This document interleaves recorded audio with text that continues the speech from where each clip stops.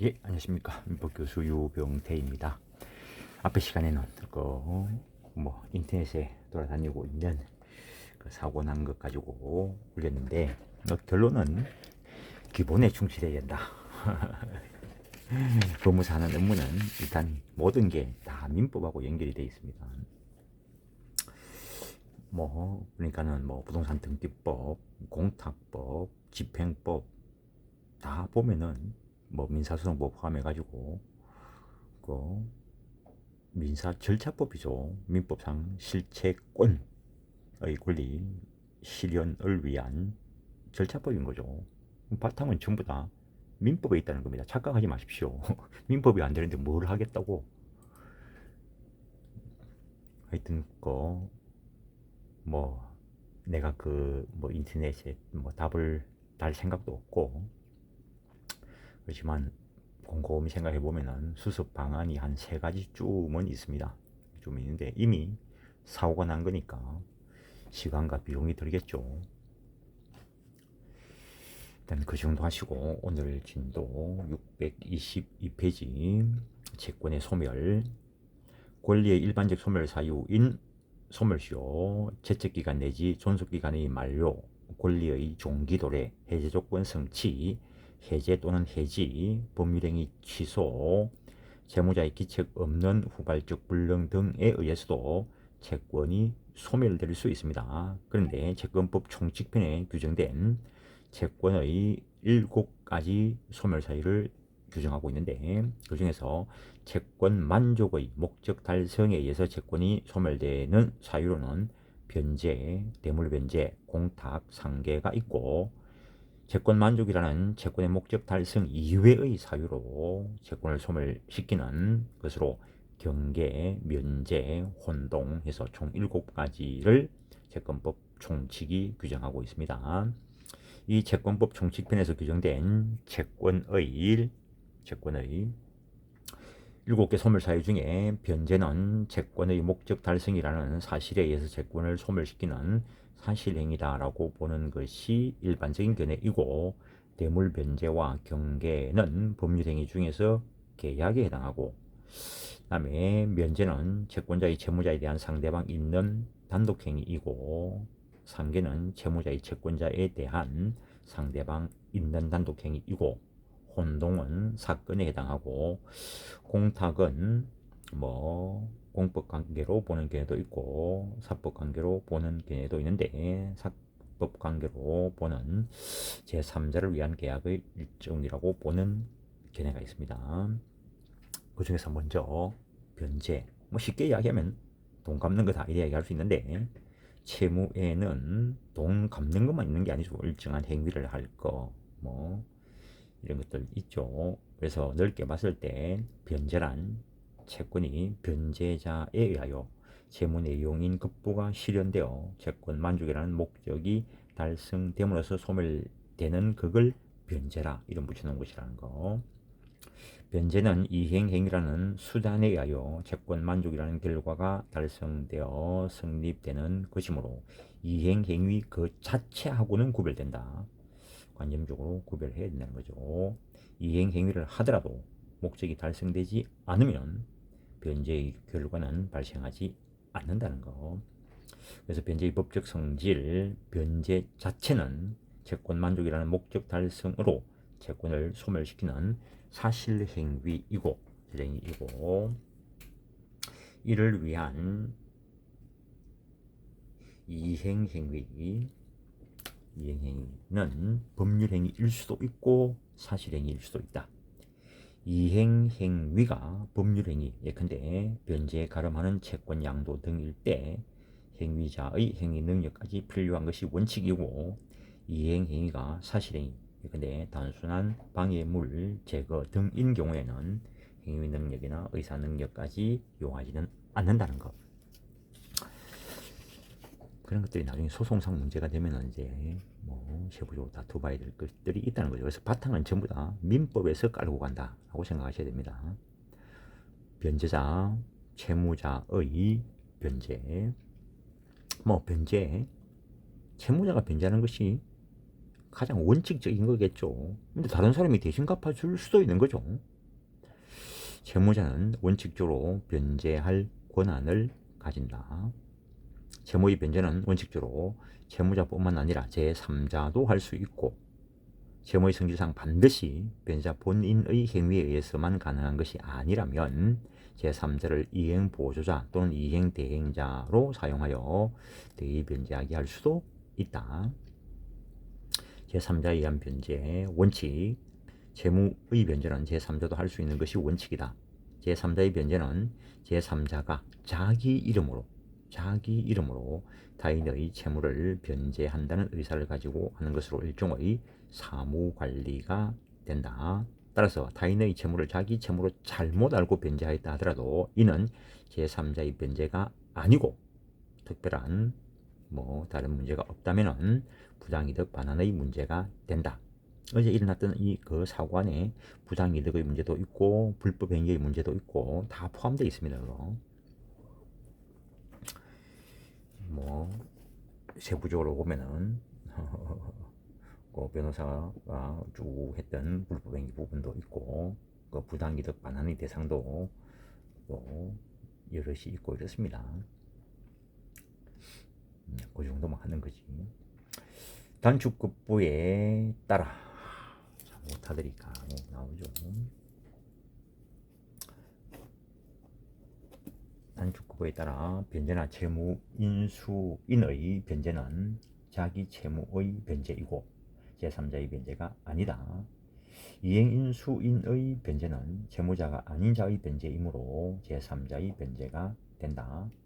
대물변제나 공탁은 변제와 마찬가지로 채권 만족을 위한 것이므로 제3자에 의해서도 유효하게 행해질 수 있으나 상계의 경우에는 담보적 기능으로 인하여 제3자에 의한 상계는 허용되지 않는다. 제3자 변제 제한, 승질에 의한 제한, 법률 규정에 의한 제한, 채무자가 직접적으로 행해져야 되는 부대체적 채무, 절대적 일신 전속적인 채무, 이거는 제3자의 변제가 될 수가 없죠. 법률 규정에 의해서 제한되는 상대적 일신 전속적인 채무는 채권자의 동의가 있으면 제3자에 의한 변제가 가능하다. 관념상 생각해보면 당연한 이야기들입니다. 당사자 의사표시에 의한 제한, 당사자 간에 제3자에 의한 변제 금지 특약을 한 경우에는 이해관계 있는 제3자도 변제하지 못한다. 단 물상보증인은 당사자 간의 변제 금지 특약에도 불구하고 물상보증인의 권한으로 변제할 수 있다. 물상보증인을 보호하기 위한 것이고, 이해관계 없는 제3자의 변제와 관련돼서 이해관계 없는 제3자는 채무자의 의사에 반하여 변제하지 못한다. 여기서 말하는 이해관계 있는 자는 변제를 하지 않으면 채권자로부터 집행을 받게 되거나 또는 채무자에 대한 자기의 권리를 잃게 되는 지위에 있기 때문에 변제함으로써 당연히 대위의 보호를 받아야 할 법률상 이익이 있는 자를 말한다. 단지 사실상 이해관계를 가진 자는 제외된다. 따라서 이해관계에 있는 제3자, 즉 보증인, 연대채무자, 물상보증인, 담보물의 제3취득자, 후순위 담보권자 등은 채무자의 의사에 반해서도 변제할 수 있다.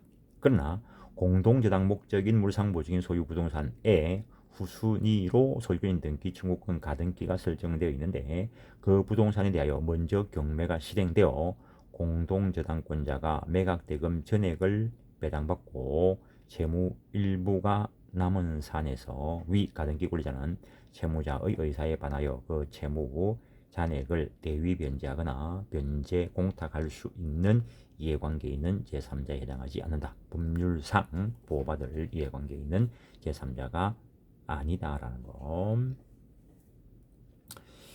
어쨌든 후순위 담보권자, 물상보증인 소유의 후순위 담보권자는 대위의 법리에 의해서 보호를 받는 부분이 나타납니다. 공동저당 쪽에 가서 보게 될 것이고,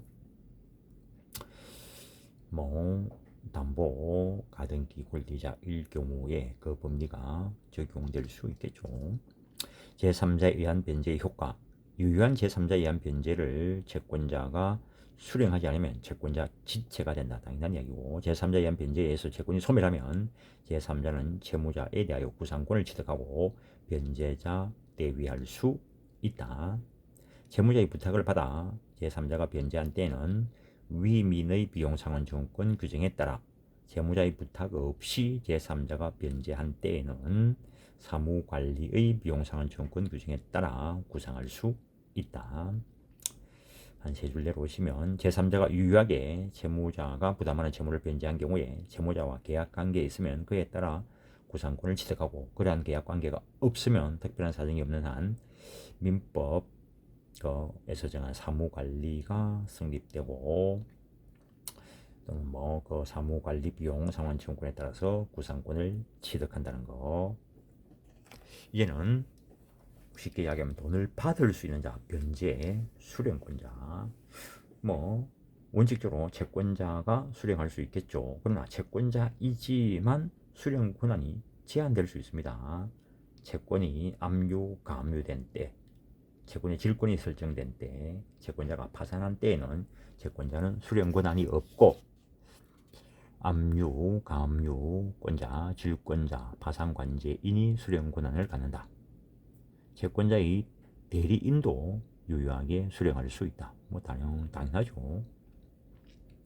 대리권 쪽에 보면 그런 이야기가 있습니다.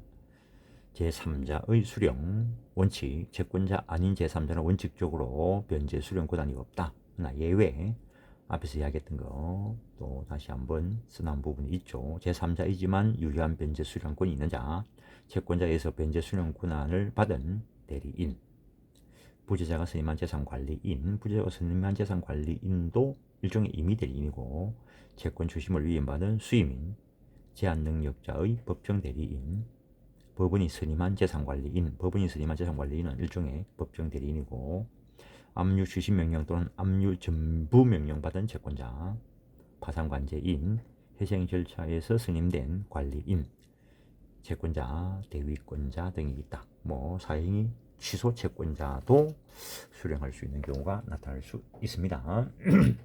채권의 준점유자에 대한 변제가, 채권의 준점유자라 하면 변제자의 입장에서 볼 때 일반의 거래관념상 채권을 행사할 정당한 권한을 가진 것으로 믿을 만한 외관을 가진 사람을 말한다. 즉 채권의 준점유자란 변제 수령 권한이 없음에도 채권을 사실상 행사하여 진정한 채권자라고 믿을 만한 외관을 갖춘 자를 말한다. 그때 변제자가 일반적으로 선의 무과실이라면 변제 효력이 발생한다라는 거. 채권의 준점유자에 해당하는가의 여부, 사칭 대리인, 표현 상속인, 표현 양수인. 내용은 한번 읽어보십시오. 무효인 전부명령 받은 자, 가압류 취소 판결 받은 채권자, 보증금 반환 채권을 양도한 임차인, 그다음에 위조된 문서나 영수증 소지인이 이를 사실상 행사하여 수령한 경우, 이럴 경우에는 채권의 준점유자에 대한 변제가 될 수 있다는 거. 근데 위조된 수표 소지자는 여기에 해당하지 않고 예금 통장과 인장 소지인은 여기에 해당하는데 예금 행위자는 여기에 해당하지 않는다는 거. 그다음에 동업자도 채권의 준점유자에 해당하지 않는다라고 했다는 거. 채권의 준점유자에 대한 변제의 유효요건, 채권의 준점유자에게 수령 권한이 있다고 믿고 이때 선인은 준점유자에게 변제 수령권이 없음을 소극적으로 인식하지 못한 것으로 부족하고 적극적으로 변제 수령 권한이 있다고 오신했어야 되고, 그리고 그렇게 믿는데 과실이 없어야 된다. 변제하는 자는 선의 무과실이어야 한다라는 거. 그러한 주의 의무를 다하지 못하여 예금 수령 권한이 없는 자에게 예금을 지급하였다면 은행으로서는 그 예금 지급으로서 채권 준점유자에 대한 변제로서의 면책을 주장할 수 없다라는 거. 그 금융기관과 관련돼서는 직무상 충분히 주의를 다하여 도장 대조하여야 한다. 이런 것들. 라번 채권의 준점유자에 대한 변제의 효과, 채권 압류가 경합된 경우에 그 압류 채권자 중에 한 사람이 전부 명령을 얻은 경우 그 전부 명령은 무효이지만 제3채무자가 선임무과실로 그 전부 채권자에게 전부금을 변제하였다면 이는 채권의 준점유자에 대한 변제로서 유효하므로 제3채무자의 채무자에 대한 채무는 소멸되고 제3채무자는 압류 채권자에 대하여 이중 변제 의무를 부담하지 아니하며 따라서 전부 채권자에 대하여 전부 명령 무효를 주장하여 부당이득 반환 청구할 수 없다. 나머지는 너희끼리 알아서 해라는 거죠. 채무자의 채무는 면해졌으니까, 소멸되었으니까. 이 경우에 경합 압류 채권자는 전부 채권자에 대하여 자기가 배당받아야 할 금액 범위 안에서 부당이득 반환 청구할 수 있고 제3채무자가 압류 채권자에게 그 배당받아야 할 금액을 대위 변제하였다면 이는 이해관계 없는 제3자의 변제가 된다는 것. 이 경우에 제3채무자가 전부 채권자에게 전부금을 변제함에 있어서 선의무과실이 아니라면 제3채무자의 변제는 효력이 없는 것이 되고 경합 압류 채권자에 대하여는 불법 행위가 되는 것인 바 제3채무자의 피용자가 그 손해금을 경합 압류자에게 배상하였다면 이는 이해관계에 있는 제3자의 변제로서 그 변제자는 법정 대위권에 의하여 제3채무자를 대위하여 전부 채권자에 대하여 부당이득 반환 청구할 수 있다라는 거 판례 전체 반시사항을 한번 소개해 놓은 것이고 영수증 소지자에 대한 변제 그래서 위조 영수증이라면 626페이지 로마자 7번에 따라서 채권의 준점유자에 대한 변제 그쪽 조문이 적용되고 진정한 영수증을 소지한 자에 대한 변제의 경우에는 471조가 적용된다는 것. 정권적 채권 정서 소지인에 대한 변제는 채무자가 선의이며 중대한 과실이 없다면 변제의 효력이 있다는 것. 권한 없는 자에 대한 변제 원칙적으로 권한 없는 자에 대한 변제는 표현 수령권자 즉 채권의 준점유자라든가 영수증 소지자에 대한 변제로서 그 유효성이 법에 의해서 인정되는 경우가 아니라면 효력이 없다. 그러나 예외적으로 채권자가 사실상 이익을 받은 한도 내에서는 유효한 변제가 된다라는 거. 그래서 앞에 시간에 했던 그 사고들은 이런 것들이 다 종합되어 있습니다. 3번 여기에서 말하는 채권자가 이익을 받은 경우에는 변제의 수령자가 진정한 채권자에게 채무자의 변제로 받은 급부를 전달한 경우는 물론이고 그렇지 않더라도 무권한자의 변제 수령을 채권자가 사후에 추인한 때와 같이 무권한자의 변제 수령을 채권자의 이익으로 돌릴 만한 실질적 관련성이 있는 인정되는 경우도 포함된다. 그리고 무권한자의 변제 수령을 채권자가 추인한 경우에 채권자는 무권한자에게 부당이득으로 변제받은 것의 반환을 청구할 수 있다. 또한 여기에서 채권자가 이익을 받은 경우란 변제 수령자가 채권자에게 변제로 받은 급부를 전달한 경우는 물론이고 그렇지 않다 하더라도 변제 수령자가 변제로 받은 급부를 가지고 채권자의 자신에 대한 채무 변제 충당하거나 채권자의 제3자에 대한 채무를 대신 변제함으로써 채권자의 기존 채무를 소멸시키는 등 채권자에게 실질적인 이익이 생긴 경우도 포함한다. 그러나 변제 수령자가 변제로 받은 급부를 가지고 자신이나 제3자의 채권자에 대한 채무를 변제함으로써 채권자의 기존 채권을 소멸시킨 경우에 채권자에게 실질적인 이익이 생겼다고 할 수 없으므로 그때는 변제 효력을 인정할 수 없다라는 거. 다음 변제 제공과 관련된 이야기가 있는데 그 이야기는 또 길어지니까 이번 시간은 여기까지 하겠습니다. 예, 수고하셨습니다.